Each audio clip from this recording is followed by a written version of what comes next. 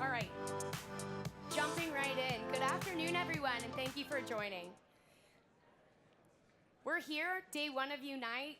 Day one is already halfway over. Time is flying by way too fast. Before we get into things, a little bit of housekeeping.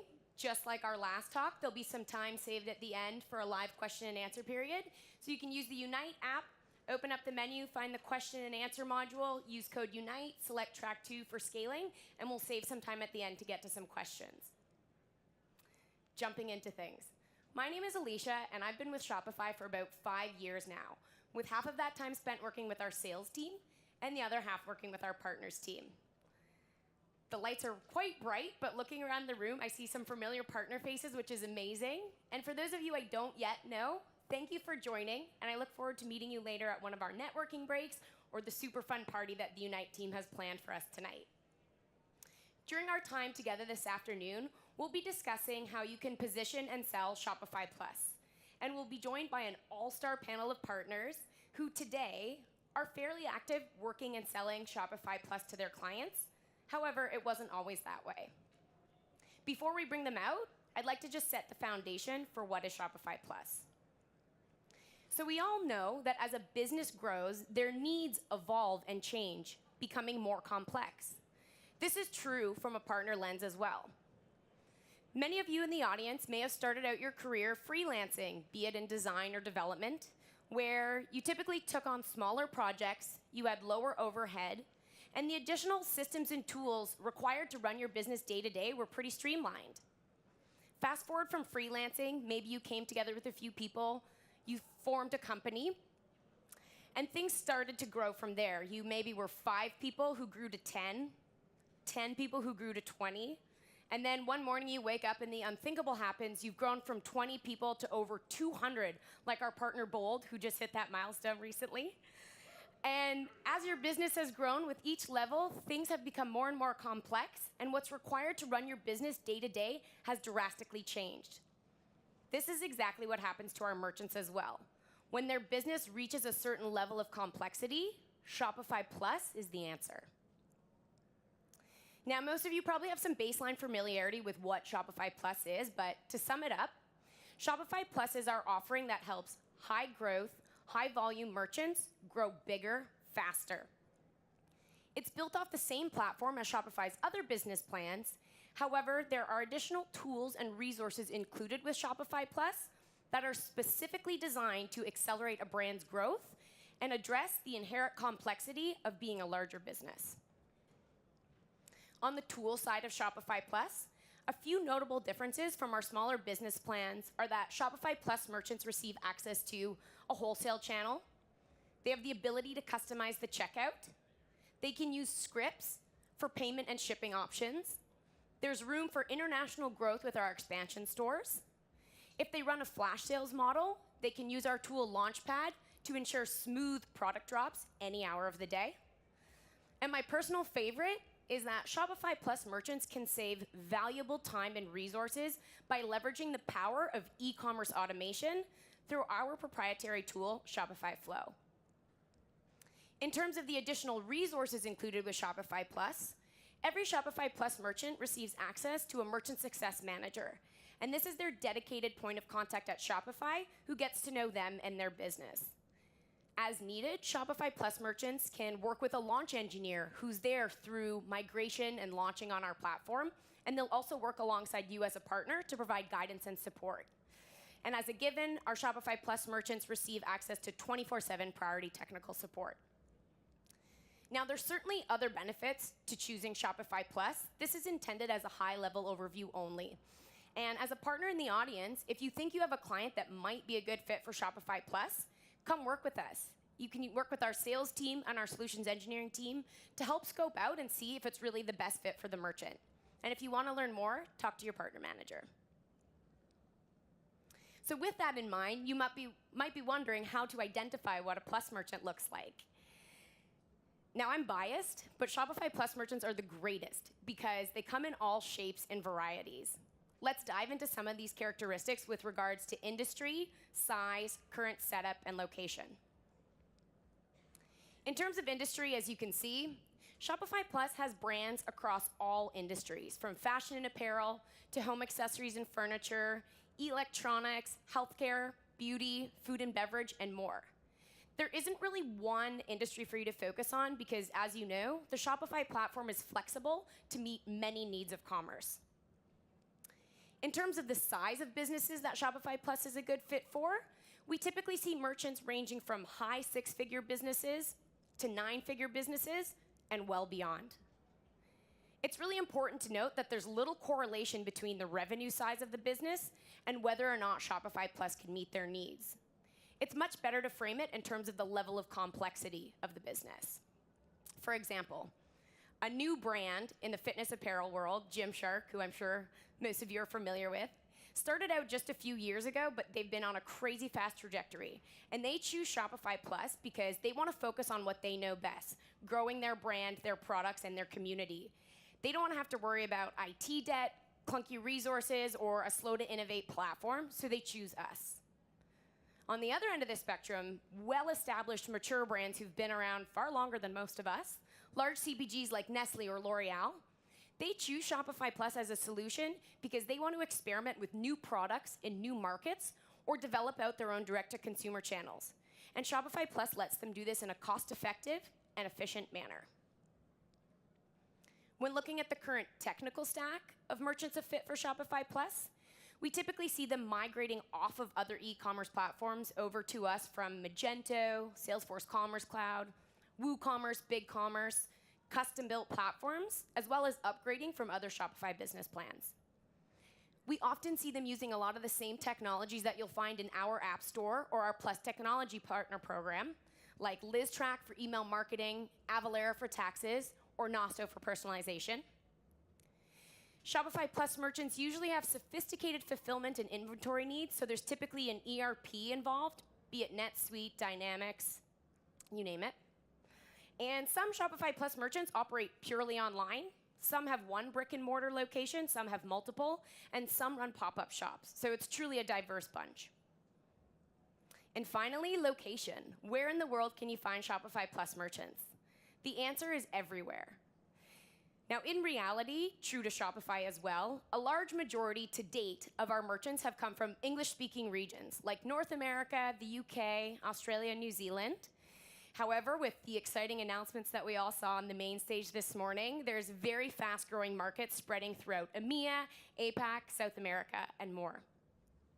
One of our panelists, who you're soon to meet, is actually based out of Finland. So demand is certainly growing on the merchant side and correspondingly on the partner side as well. Now, if you're attending this talk, it's likely because you're interested in how and when to sell Shopify Plus, so that you can keep this in mind in the future when speaking with prospective clients. This is the million-dollar question: what can Shopify Plus do for you and your clients? And I could attempt to answer it myself. However, I believe the answer is much better served coming directly from some of our Plus partners themselves. So without further ado, let's get into the panel portion of our talk today. Please help me welcome to the stage Hossein, Sara, and Miika.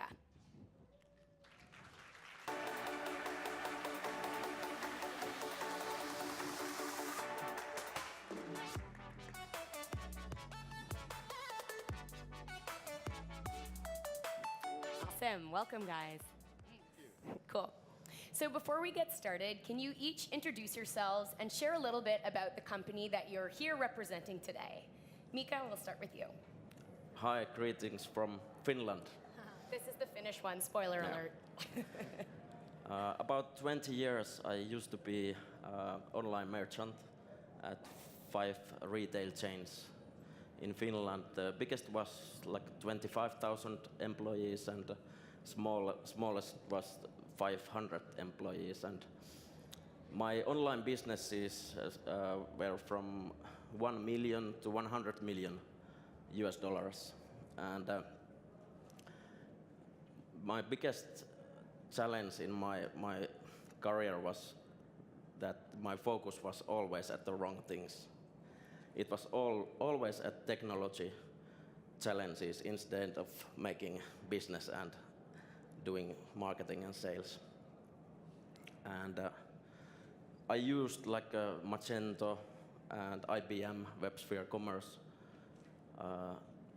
software platforms, and it felt like I was always in the jail, that I couldn't do nothing, that I paid hundreds of thousands of dollars, and everything was so slow moving, and then just one example, that for example I did one re-platforming, and I was project manager for that, and it take 35,000 man-hour to do, and 2.5 years, and then I burnt out.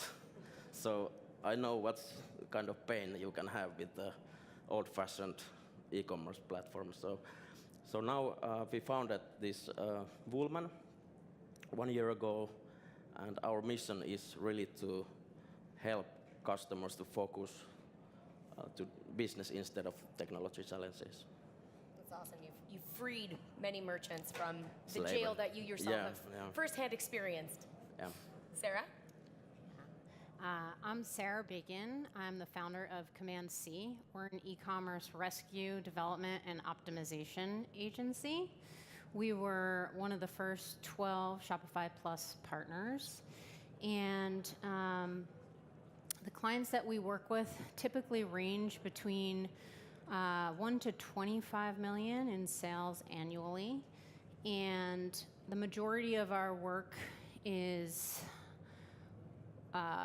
full scope builds, migrations, and then we do a lot of what we call rescue projects. So we come in on projects that are struggling with the current team that they're working with, and we help them get to a place of equilibrium, and then once at equilibrium, we help them grow.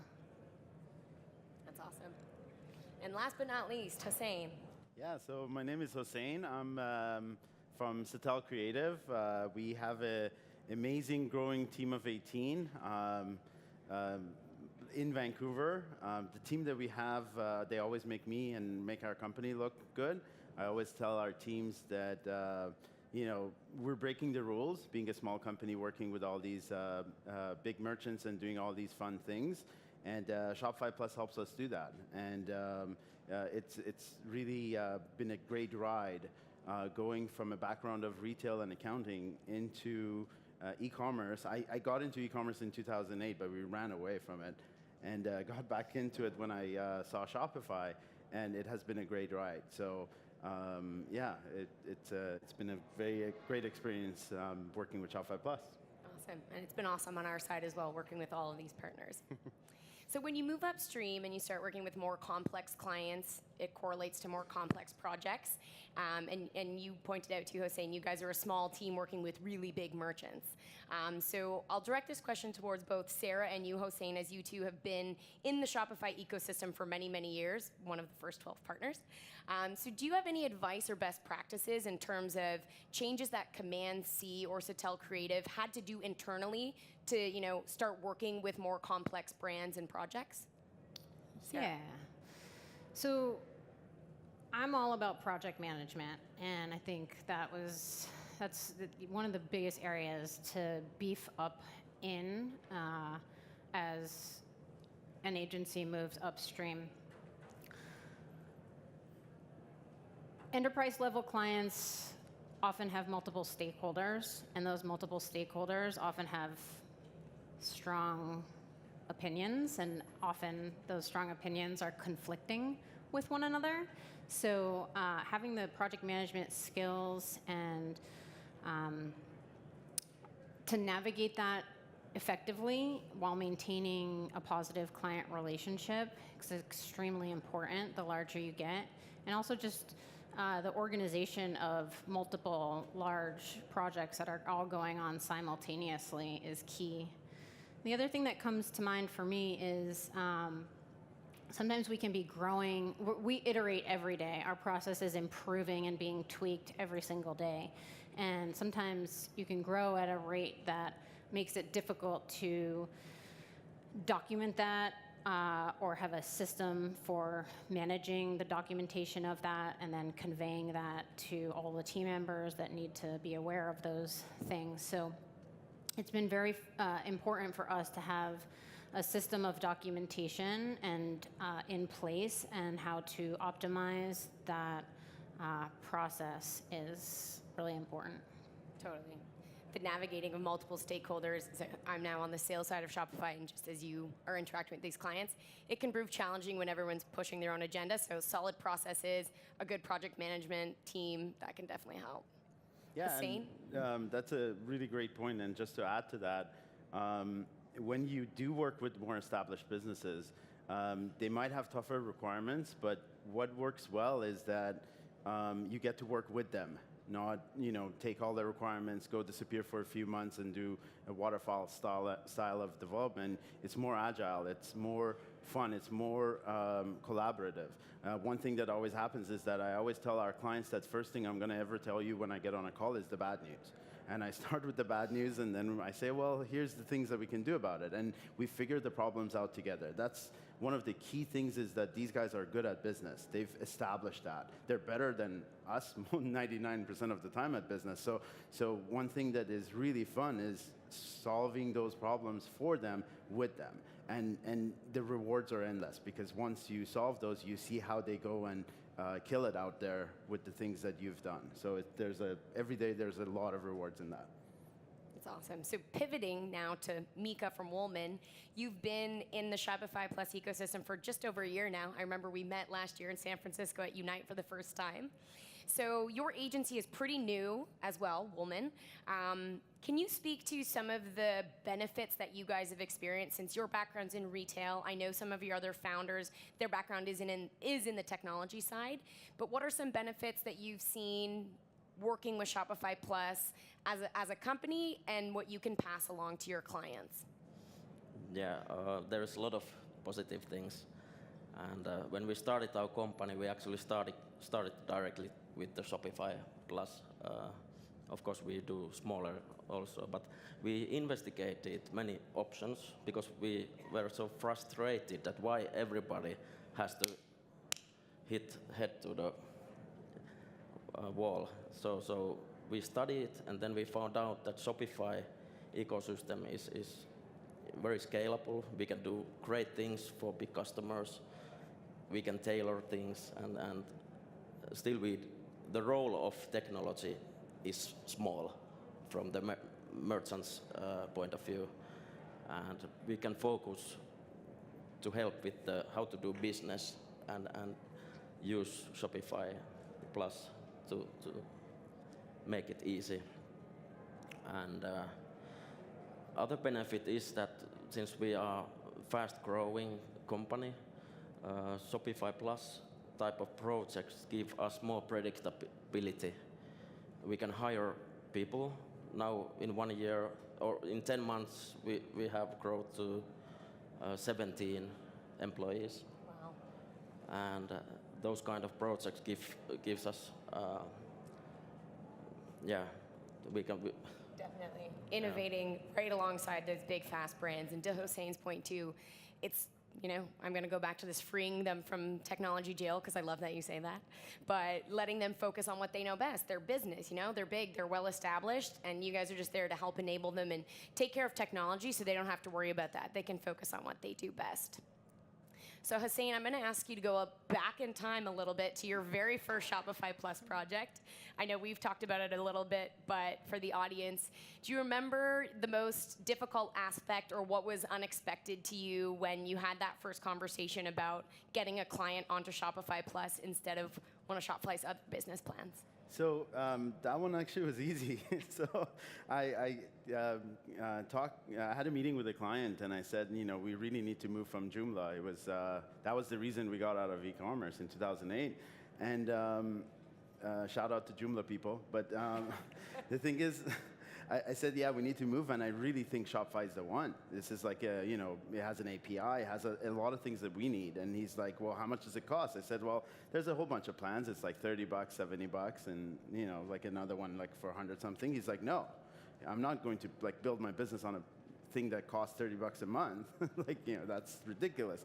So I said, well, they have an enterprise plan as well. It costs like $1,000. He's like, okay, that's the one. That's what we need.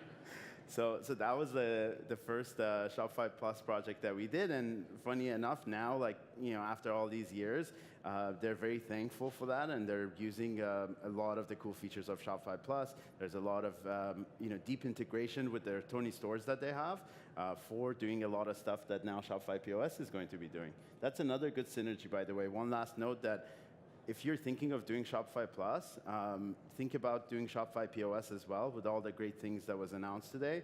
I think it's a great match, and I think that there's a lot of opportunity there because anybody who has an established brick and mortar store understands the higher costs. It's just different mindsets, and I think that would work really well together. And it's unifying them all under one platform too, Absolutely. right? They'll become familiar running their online store with us, and then their brick and mortar as well. And I alluded to it earlier with some merchants are purely online, like Gymshark started purely online, and now they're experimenting with pop-up shops, so no formal brick and mortar yet. But it goes both ways. You can have established brick and mortars coming online and back and forth. So Plus is a great way to solution that. So Sara, also being around the ecosystem for a while, curious, does Command C still work with clients on other Shopify plans? And if yes, how do you balance that? Is there even a need to balance, or is it just something that built into these processes and project management, you can kind of handle really complex projects alongside more streamlined ones? Yeah, so the majority of our clients are on Plus, but we do work with some clients who are on Advanced. And like you mentioned earlier, it's really about client need and need of level of complexity that's required. So we have clients doing a ton of business on Advanced, and it's just because the platform meets their needs. For us, our threshold is a $25,000 a year annual spend, and that's in place because we want to really focus on projects that we're confident are going to succeed. And we've found that as a minimum budget that's required annually to invest in optimization, enhancements, data-driven progress to really grow. I think that, as most of you know, that's one of the great things is they can be on Advanced and thriving, doing well, and then they might reach a point where, through working with Command C and the optimization you do with them, they will reach that tipping point where, now opening the door to Shopify Plus, which, in case you didn't catch it, the Plus license is $24,000 a year. It can make sense to make that upgrade up and unlock some of the features that I spoke about earlier, too, as their business gets more complex. So Miika, you guys new to the Shopify Plus ecosystem. I mean, pretty soon you'll be veteran and being in the ecosystem over a year. Referrals is often a really common place for partners and agencies to get new business. You do great work for one brand, that spreads like wildfire and more want to come. I'm curious to learn what your strategy has been in Finland or within the Nordics to attract some of these larger, more complex projects or these clients. Yeah, that's interesting. For us, it has been quite easy to get big brands. Typically, they call us and then we go to the meeting, and they got feeling that we are really sitting in the same side of the table. Mm-hmm. They doesn't feel us like a traditional vendor because many of us has been doing this. And then after a couple of weeks, they call that, please do proposal to us. So that has been quite easy. So we haven't started any outbound marketing yet. We are using our own networks. Of course, we are in the different e-commerce communities. We are doing educations and trainings and. Mm-hmm. Yeah. And starting out, that makes sense. Leverage the network that you guys already have, and I love find Miika later and talk to him because they're founders. It's a really unique combination of someone who's been in retail and, like you said, firsthand, you've experienced terrible software implementations that took years and far too much money.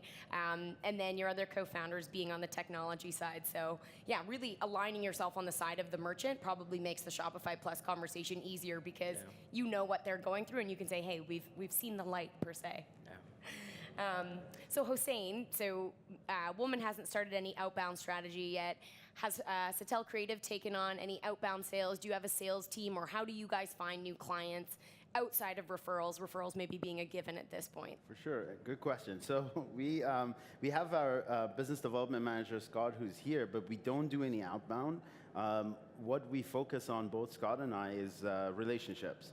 And I know that's a cliche thing to say, but and don't imagine it like this cool, like, poker kind of style of like going to drinks with clients and just signing big deals. Think of me as like this sweaty, stressed out person just finding good solutions for clients. Like that's basically how we build these relationships. And it's been working great for us because these people, they can see that genuine interest in solving their problems, and it just goes from one to the other. The only drawback is that they always fight for our capacity. They're worried about just referring you and like figuring out how much you can scale up. But just through this, we've been lucky to get to a market of B2B, for example. We're now working with a Berkshire Hathaway company that we're going through all their divisions, and they're just like throwing projects at us, and then they're fighting over who gets to get their project first. And it's just been amazing. But it's all those relationships, because these guys, they see us going there and really working with them, being always honest and giving them the best solutions, even if that best solution means it's not us. That's the key here, is like always just focusing on what's the thing that it's win-win. And we take conflict of interest very seriously. When we have a client that another client in the same industry comes, we always have a discussion about it. So those kinds of things, it has helped us. But then on the business development side, we just try to put our brand out there, get to events, network with amazing Shopify folks and amazing partners. We know a lot of you guys already, I think. So yeah, that's how we do it. The relationships part is key, and actually, Satel Creative is throwing an event on the West Coast later this month as well. So maybe not a direct outbound strategy, but for sure you'll be able to build some of those new relationships that can open doors down the line with your very own launch event that's happening later. Plug that he didn't even know I was doing. I was like, that's amazing. Yeah, please come to Vancouver, May 26th, launchvancouver.ca. Thanks, Alicia.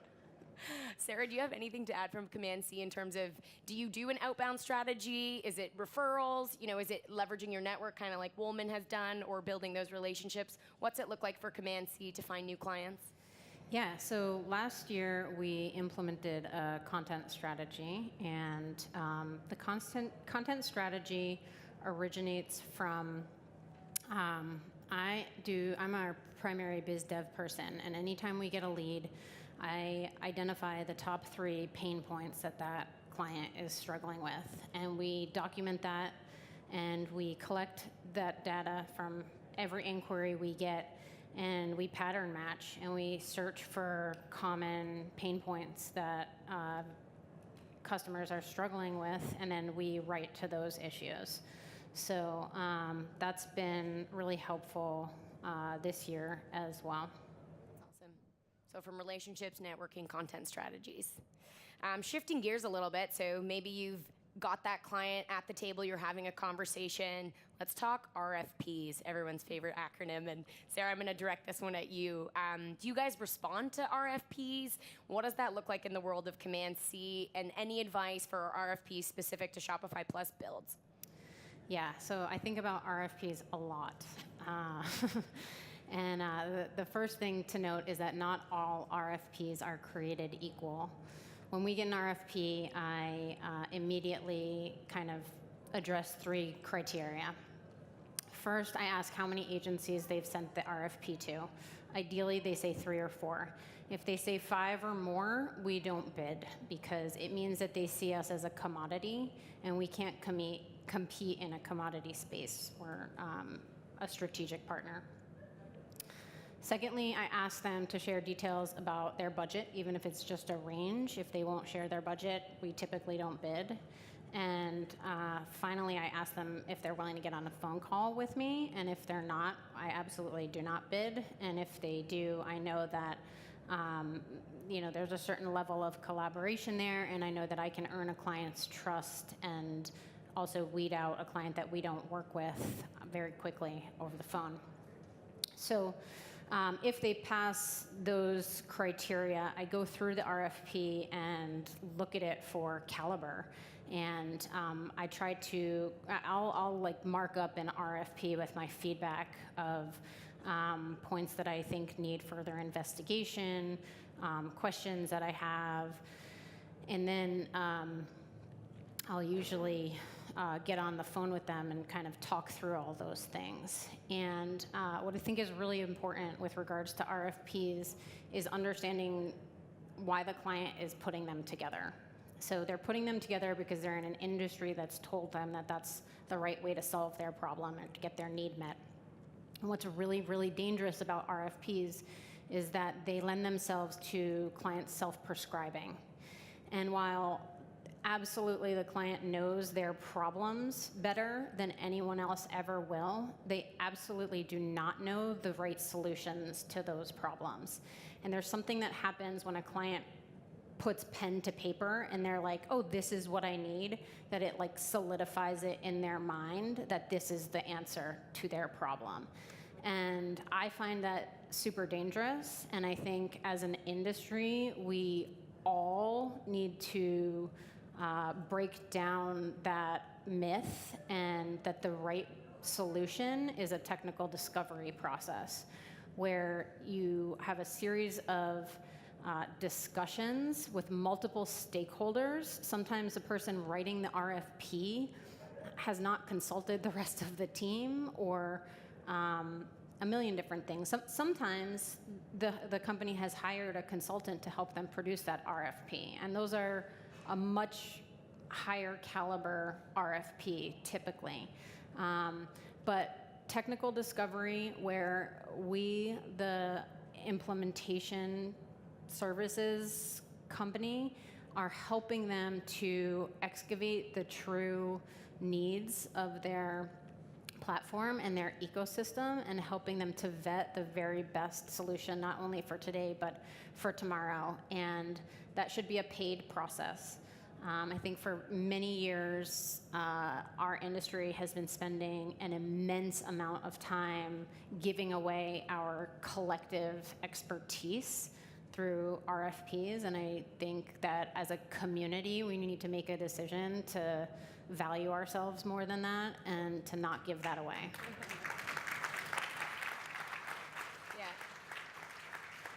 You touched on a few really great things there, and it kind of leads into what Hossein said as well, is it being a collaborative approach. An RFP, yes, a business, we won't take that away from them. They know their own problems, but it's you guys, the industry experts, the implementation experts, who've done e-commerce time and time again, and beyond just the commerce part of someone's business.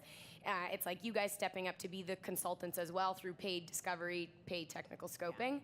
So I think we can have a rally cry of like, no more RFPs after today. Cool. So when you do get into RFPs, which today inevitably happens, maybe in the future it will be a thing of the past, but Hossein, from your experience, since Satel's done quite a few Plus builds to date, approximately how many hours, or is there a way to differentiate between a Shopify Plus build and a build on one of Shopify's other smaller business plans? That's a tough question. I don't want to scare anyone. Scare away. So the thing about it is, like some of the complex integrations and building a good Plus store, it could take thousands of hours. And it's like climbing a mountain. It's like, you have to, there's a point that you realize, hey, I can reach the summit. And everybody in your team comes together. There's a lot of cool things that comes with it. Like it always helps our team, become so much closer with each other and work so much better. And there's a lot of reward in it, but it does take a lot of time. And it does take a long time for you to see that hope that, hey, this project is going to launch and it's going to launch well. But then the thing about that is that you get paid for that too. That's one of the reasons that we've solved cash flow. And these, again, enterprise clients, they know what cost of business is, and they help you survive that. So they help you with your cash flow. Our biggest client, we do about 400 hours a month just retainer stuff with them, and my team takes care of their accounts. And the thing is, we give them an invoice, we get wire transferred the next day.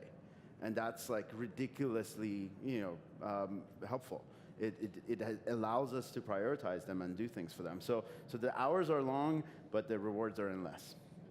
And the hours extend beyond just the initial build. So that was kind of my next question for you guys is, do each of you have monthly retainers with clients, with Select? Is it always an option? Obviously, Satel, you do it 400 hours a month. We'll start with you on this again, just Hossein. What are some of the services that you do offer in that 400 hours a month on an ongoing basis? For sure. So one thing that it's not is not maintenance of scalability and security.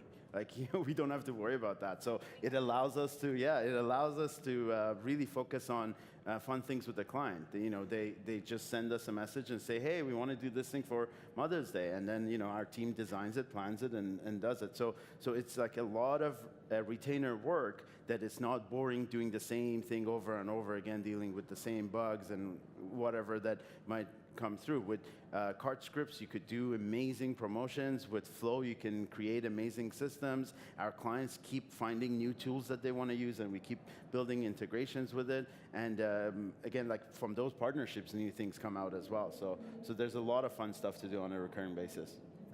Sarah, does Command C do any retainer work? And what, if yes, what do some of those options look like or services? Yeah, pretty much all of our clients are on retainer with us, and very similar to Hossein, clients typically will have some lofty idea and will consult and strategize with them around how to implement that, and they'll pick a direction and we'll hit the ground running. We also do user testing and A/B testing, other optimization efforts. Woolman, any ongoing services you guys offer as well? Yes, we call it success and support. Okay. So we have giving like localized service Yep. for our customers in Finnish, and then many of our customers, they are at very low level in the knowledge and how to do e-commerce. So we are like a personal trainers for them. So help to grow business and. So you're still sitting on that same side of the table, helping them, success and support. Yeah. Yeah, so definitely, and to your cash flow part, the monthly retainers that Shopify Plus builds might offer versus some of the smaller projects can really help you grow your business as a partner as well. So we talked a little bit on RFPs. Is there any difference in the scoping process that you go through for a Shopify Plus build versus a build on a smaller plan, or is it just the nature that being a more complex project, scoping might be a little bit more elaborate? I can speak to that. So I think what you have the ability to do is to get into the detail and have that conversation that Sara was referring to. I think that really allows you to know the scope and the client to know the scope as well, so that when something changes drastically, they are quite happy with the change. They're involved in that change. It doesn't come as like, hey, what's that? Just add it on top of it. They are so involved in the project that it allows like that scope change to happen without any friction and for them to stay happy and be involved in the project. Most of the time, it ends up that they say, hey, sorry, we can't launch at the date that we wanted you to launch. And we're like, okay, we're ready for it, but that's great. So that's the kind of collaboration that happens, is that we have great clients, and that leads to that retainer agreements right after. Awesome. Anything to add, Sara, from your side? Technical discovery, there's room for technical discovery with larger clients, and I find that larger clients understand the need for that much quicker than a smaller client does. It's probably not their first time purchasing software as well, so. Yeah, and then I would say like the latter part of your ask around just there's more complexity to kind of suss out. There's often custom apps, customizations around scripts, other additional details that just need to be fleshed out beyond an out-of-the-box build. Yeah. And Woolman. Our idea is to always remove risks from our customers, and we do it by so that our projects are always fixed price and a fixed schedule. So that means that more complex projects you have, then you need to do this discovery and maybe there are some parts that we need to that are not fixed price, like typically integrations, but we do same way. Is it smaller or bigger? That, but basic idea is to have a fixed price always. Yeah, and then integrations can be a beast all of their own. So of course you can't have a fixed price for that till you know what you're working with, right?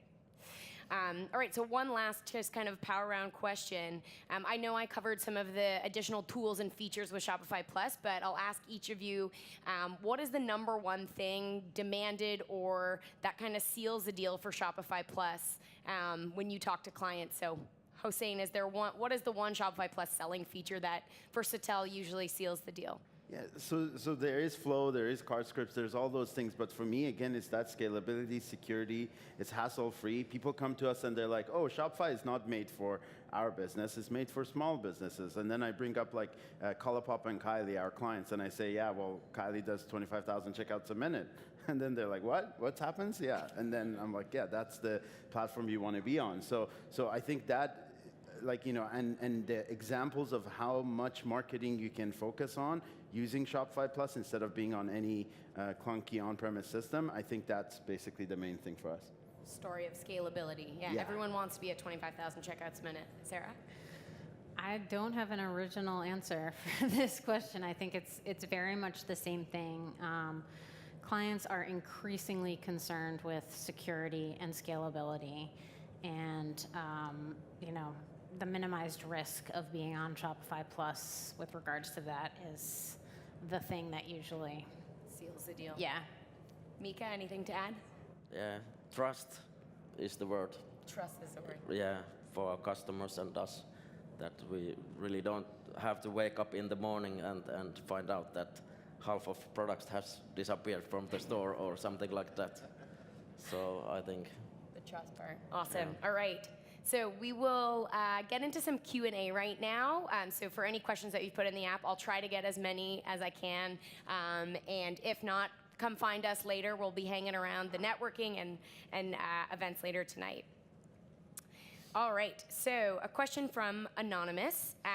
Can Launchpad handle more than one promotion or sale running at the same time? Hossein, I think you can probably jump on this.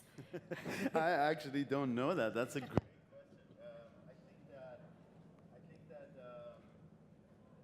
I think that you can set up multiple dashboards and have that. Generally, I would say that if you focus on, I think I got lost. His mic got cut off. He's still got good things to say. They're saving me from not knowing the answer. Yeah, honestly, I don't know. Do you guys know the answer to that question? I don't know. I don't know. TBD, we'll come back to that. Another anonymous question. What are some common mistakes agencies make when taking on their first Shopify Plus client? I'll field this one. Probably not charging the right amount for the project.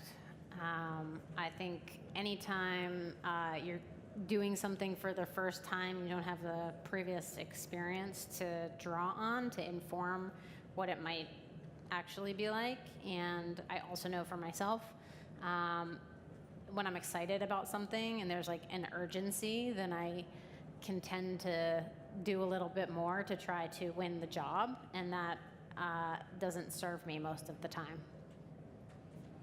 Awesome. All right. This one is by Anshay, and it's on scaling Shopify Plus. And Miika, we actually had a bit of a conversation, but have you experimented, or have any of you experimented with and or successfully implemented value-based pricing versus cost-based pricing for a Shopify Plus build? And any results?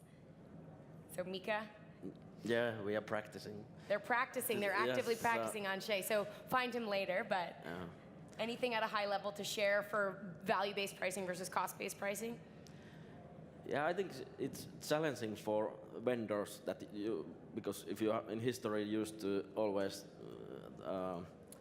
talk about hours and stuff like that, to really understand the value that you are bringing to whole business of your customer, and it's challenging to explain to customer, but it's case by case. Some customers are really seeing the value and see the fast time to market and how we can help them to grow their business. But it's case by case for us. Have either of you tried or experimented or thinking of it? Yeah, I've given value-based pricing a ton of thought. I think value-based pricing really lends itself to the creative agency side of things. I think it's much easier to do value-based pricing with things like branding and true creative. I think that anytime there are development hours involved in a project, it becomes very difficult to have true value-based pricing. That's been my experience. I can add to that. I think that's a. Can anybody hear me? There we go. There we go. So yeah, I can add to that. I think that's a really good answer because it could be very difficult for some types of projects and work, and then it could be a good match for some. I would say again, do a A/B testing on it. Figure out what your niche is. What's your sweet spot, and based on that, you can figure it all out. It's one thing about like doing Plus for us was that it's not a big commitment to start doing Plus projects. You can grow with it. It's not that, hey, today you're not going to take any more of the projects that you're comfortable with, and you're just going to try to do Plus. It's a graduation, and that slow process of figuring out what's your sweet spot, you can figure out the best way to price. And again, your clients would understand that if you explain it well. So a little bit of both is the answer, I think, Anshay, depending, or experiment and see A/B test. So there's a few questions here that are kind of similar, so I'm going to lump them into one. Mike Anderson asks, what criteria are you guys looking for when choosing apps to recommend to your clients? And then kind of secondary from Anonymous is, do you partner with app vendors, and are those the ones you recommend? Or what can you speak to in terms of when you're doing a build, the sorts of apps you involve in the process? Yeah, I can start with that. So again, that conflict of interest, we're very careful which apps we partner with, and if we are partners with an app, we make sure to disclose that and say why we actually think that this is the app that is the right fit for you. And scalability is one, the right fit. One thing about picking apps for your clients is the same thing as figuring out if you're the right agency to work with the client. It's figuring out that right fit. And I think if it's a right fit, then nobody ever is going to have any issues with it, and it's going to work perfectly. Yeah. We look for apps and app partners that have a really good support history. We read reviews actively, and we want to make sure that we have a direct line in to address a need if it comes up. In terms of partnering with apps, we partner with a few, but are very discerning about who we partner with, and make sure that culturally as a company we're very similar, so that if there's any kind of co-marketing that we're doing together, it's very much in alignment. Woolman, your thoughts on apps or custom building apps, I suppose, as well? We are constantly learning as a young company. We need to find out which is working, but of course we rely on, for example, Shopify Plus technology partners, which fits together and works together. We are using those, like Nosto and Klevu, which are Finnish companies. Yes, they are. Good representation from Finland. Yeah. And I mean, for you guys and the other partners in the audience too, that is exactly what Unite is about, bringing like agency implementation side together with our app developers or tech platform partners. So for someone like Woolman, feel free to network around, because there's definitely apps who want to talk to you and you'll want to learn from them as well. This is from Mark, and it's on the topic of post-launch retainer. When do you have that conversation, pre or post initial agreement? Or concurrent, I suppose that's an option he didn't say, but pre, post. So we usually have the conversation in our bidding process. We want to let the client know that we're around to support them after the fact. And then there's, the ramp up to launch is usually fast and furious. And so what we do is 3 or 4 days after launch, if the project is stable, we send an email asking for a retro. And in that retro, to discuss kind of the wins of the project, the lessons learned, what we could do better internally. We also kind of discuss our ongoing support and optimization packages at that time. Anything different from Woolman or Satel in terms of when you bring that up? I think for us is different per project, but it's really good to bring it up in the original proposal, because then once you're getting closer to the launch, that conversation comes up and you can adjust. But from the minute that you start till you launch, usually it's adjusted a bit, and people really know at that time that what you can do for them, which is a great time to readjust that, revisit it, and discuss and launch a retainer agreement going forward. Do you guys call it a retainer? Because there's a question, and it's true. It's like sometimes retainer seen as a dirty word. Do you brand it differently? Like success and support sounds like Woolman's variety of it.